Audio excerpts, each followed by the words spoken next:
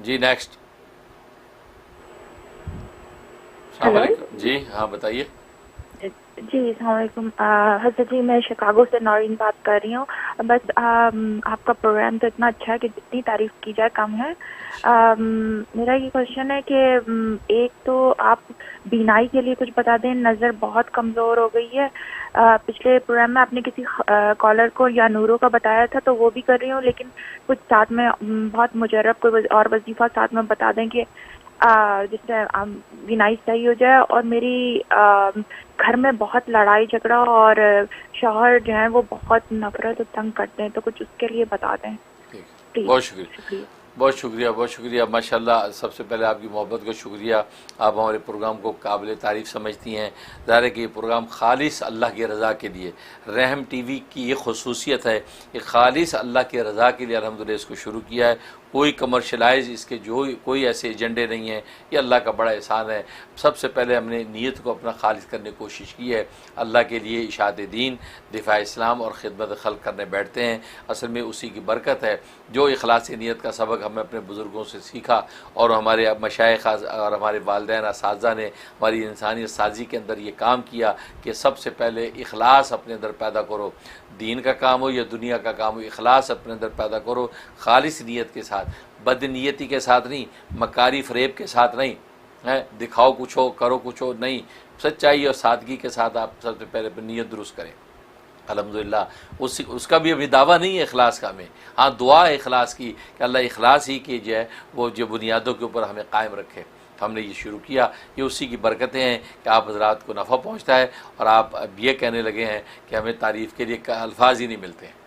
तो ये तो इंतहाई तारीफ़ की अलामत है। ये सब आपकी मोहब्बत हैं। अल्लाह आपको खुश रखे। और बाकी रह गया आपके बिनाई के हवाले से कह रही हैं, उसके सूरत अम्मा यतसाअलून, ये आखिरी पारे की जो है वो जो है बड़ी पहली सूरत जो है अम्मा यतसाअलून जो है, ये आपने अगर आप बिनाई बढ़ाना चाहते हैं तो फिर आप ज़ोर के बाद इसकी तिलावत करें और ज़ोर के बाद तिलावत करके अर्क़े गुलाब के ऊपर दम करें और अर्क़े गुलाब के दो दो कतरे आँखों में डालें।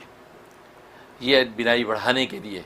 और अगर चाहते बड़ी भी है बिनाई और वो कायम रहे तो फिर आप ये अमल असर के बाद करें।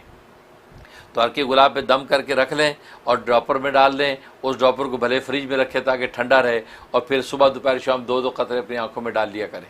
अच्छा वाला जो है अर्क़े गुलाब ले लें। बहुत ज़बरदस्त मुजर्रब है। इंशाल्लाह 41 डेज़ के अंदर ही आप फ़र्क महसूस करेंगी कि आपकी बिनाई बढ़ गई है, तेज़ हो गई है।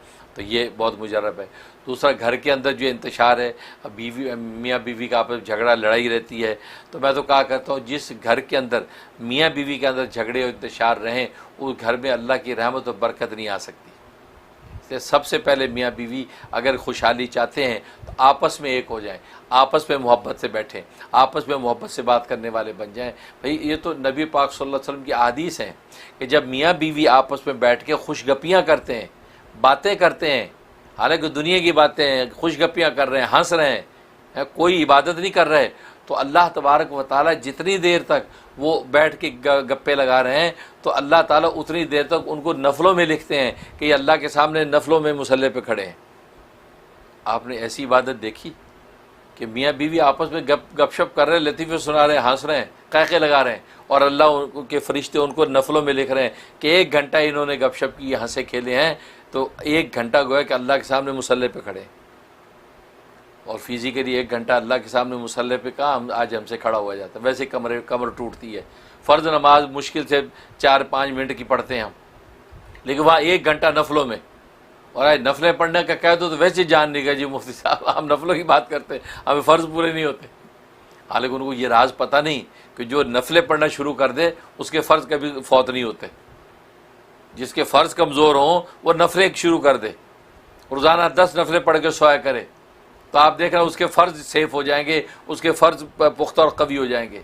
तो नफलें तो असल में आपके फ़र्ज़ों को बचाती हैं, उसको पुख्ता करती हैं। लेकिन लोग हमें कह देते जी मुफ्ती साहब फ़र्ज़ पढ़े नहीं जाते, हम नफलें कहाँ से पढ़ें, फ़र्ज़ पूरे हो जाए तो बड़ी बात है। नहीं, आप नफलें शुरू कर दें। आपने देखा आपका फ़र्ज़ तो छूटने का सवाल ही नहीं है। ये अजीब राज है नफलों में।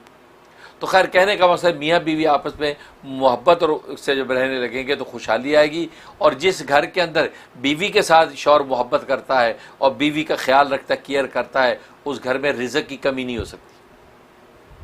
रिज़्क़ की कमी नहीं हो सकती। लेकिन अगर जो शौहर अपनी बीवी पर हकारत की नज़र डालता है, उसको बुरा भला कहता है और अपनी मालदारी पे बड़ा मान करता है, तो वो उसको कभी दौलत की राहत मिल नहीं सकती।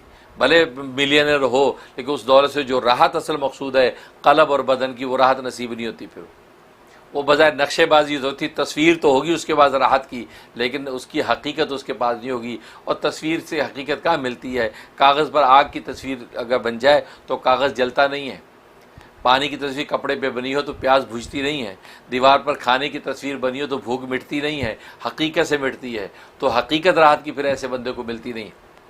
लिहाजा जो तो मियाँ बीवी को उल्फत मोहब्बत से रहना चाहिए। बाकी रहा कि उसके लिए पढ़ना क्या है वो आप नोट कर लें, ताकि जो आपकी मियाँ का जो है वो मूड दुरुस्त रहे। आप भी कोताही ना करें, बीवियाँ भी कोताही ना करें उनकी खिदमत में। तो शौहर जो है वो ख्याल करें, इज़्ज़त और मोहब्बत दें बीवियों को, बीवियाँ जो है खिदमत और वफ़ा करें अपने शौहरों के साथ। भाई इस रिश्ते के साथ जब ये सिलसिला चलता है तो फिर अल्लाह की रहमतें शामिल हाल रहती हैं। तो उसके लिए आप नोट कर लें, या बारियो, अल्लाह का नाम है या बारियो।